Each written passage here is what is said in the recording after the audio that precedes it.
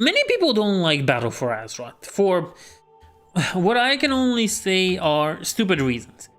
You have to understand, Battle for Azeroth was an amazing expansion that had to suffer because of certain events at the time and controversies that Blizzard went through. But the expansion was amazing. Unfortunately, they rushed it so hard, they brought in the Naga and the whole Najatar thing that deserved to be its own expansion, or at least appear in what's supposed to be the Light versus Void expansion after Dragonflight. They brought it in and it just kind of killed the whole momentum and impact of it. Now, granted, I know Battle for Azeroth had its flaws. I know this. I know this very well because it did have its flaws, okay? The Night Elves lost way too much compared to the Forsaken. The Alliance, as always, got a little bit stiffed here and there when it comes to trading with the Horde. You know, it just wasn't that perfect. Was an error. But still, it had the potential of a good expansion. And for pretty much a big chunk of it, it is a good expansion. From the music, the way the quests are designed, from the brutality of it, that is a very good send and a pretty good reference to Warcraft 1 and Warcraft 2. Remember, this is where Warcraft started as an RTS game, a faction war between the Horde and the Alliance, and it does so perfectly. And Mist of Pandaria also encapsulates a pretty good match, shall I say. It encapsulates pretty well the fight between the Horde and the Alliance. At the end of the day, these two do it perfectly. Now, Mist of Pandaria does it better because the Mist of Pandaria introduces a neutral faction into the play, and that's the Pandaren, the Shadowpan. Mist of Pandaria, you get it. The content of Pandaria and everybody that comes from there. Then this neutral faction has to deal with the Horde and the Alliance. Because rather than it being just Horde versus Alliance, now it's Horde versus Alliance, and there's a third party involved that has to witness this and has to suffer because of this. In a pretty interesting way, Company of Heroes 3 will try to do this with their Nazi campaign. And fail, but that's a different story. Company of Heroes 3 would try that, but Mist of Pandaria would be able to do it to such a good level. People still love that expansion. And there's no reason not to love it. It's a good expansion. It depicts the war between the two factions properly. It shows it how it is. It shows the brutality of it and introduces the serenity of the Pandaren, which gives it a nice mix. Now, for Battle for Azeroth, it just went full force into the fight between the two factions. But it managed to do also something that I liked, and it managed to bring in Kultiras and Zandalar. Now, Kultiras, we've always known it was part of the Alliance until it wasn't. Zandalar was always an enemy to both the Horde and the Alliance. Yet, when they brought these back, they managed to make them feel important, to make them feel grandiose. You understand? When they got brought back and they got put into this fight, both the Kultiras and Zandalar trashed Impu for different reasons in different directions compared to the Alliance. First of all, Kultiras wasn't willing to go the Alliance route because, Jaina had betrayed her father and stuff.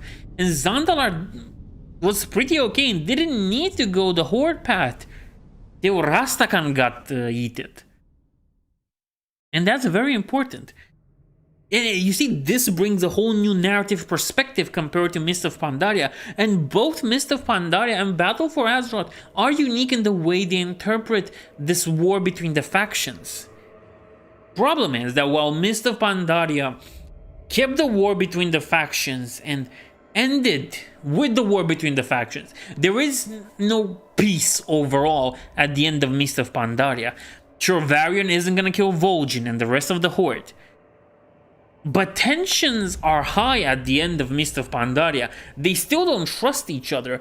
And if you look at the book War Crimes, the book that follows Mist of Pandaria and goes into Warlords of Draenor, well, you can see that there's still tensions out there, and there's more to the Horde alliance relationships than might seem to some. Truth be told, it wasn't gonna end pretty. But Battle for Azeroth missed its opportunity because at the end of it all, what happens? At the end of it all, Saurfang dies, which it's a damn shame. And that's about it.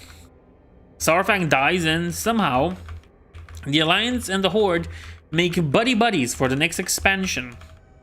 Despite some characters, like for example Tyrande, not really being sold with the whole being friends with the Horde, especially after she became an avatar of Elune. The problem is that at the end of the day, Battle for Azeroth felt anticlimactic. Saurfang dies, okay, Sylvanas wins, she leaves, and then there's peace between the two factions, which doesn't make that much sense, and in my opinion will never make sense. That ending ruins Battle for Azeroth. Like in Mist of Pandaria, the Horde and the Alliance are forced to cooperate to fight a bigger threat. But here's the important difference. Besides the whole Sylvanas thing, Battle for Azeroth has a neutral threat in N'Zoth. Mist of Pandaria doesn't. The threat in Mist of Pandaria is Garrosh. It's Garrosh and his Iron Horde. See where I'm going with this?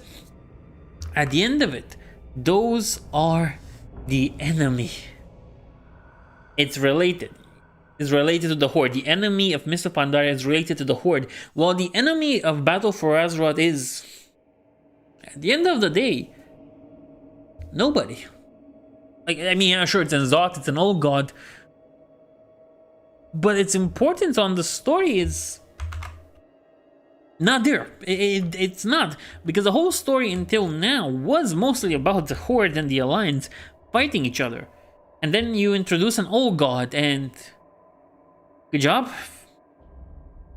It doesn't work, and that's like the missed opportunity. They've rushed Battle for Azeroth so they can put out the worst expansion they ever made in Shadowlands, and then try to come with what's can only be classified as a D-. Really? As a D- expansion in Dragonflight. It's just the truth. At the end of the day, it just doesn't work.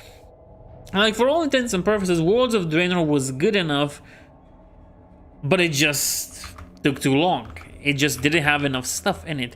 Compared to Shadowlands, that Shadowlands purely just sucked. It didn't have the problems Worlds of Draenor did. It just sucked in general. And I guess that's something people could always agree upon. Shadowlands sucked. Most people can't really see that Dragonflight also sucks. And that, well, Battle for Azeroth is a better expansion than Dragonflight. Because again, it goes to what Warcraft does best and knows best. And hopefully, at some point, we will get this again, and we will get an expansion just as good story-wise as Mist of Pandaria, just as good as, as Battle for Azeroth. But it's gonna take time, and I don't trust current Blizzard to do anything that's good. It is just the truth of it. There is no guarantee they will be able to do it again, despite the fact that Metzen is there. And I guess, yeah, I'm sure we can go whole Return of the King. Metzen is back. But it's still a little bit strange, and we are not still sure what will happen. We won't get another Battle for Azeroth. Now, we might get something better or something worse than Battle for Azeroth, or might not get anything like Battle for Azeroth. The truth is that we don't know. But still, the way the faction war functions in Warcraft makes any expansion that focuses on it pretty darn good. Now, problem appears that we will never have a proper ending for Battle for Azeroth. Or not one that we deserve like we did in Mist of Pandaria. Truth be told,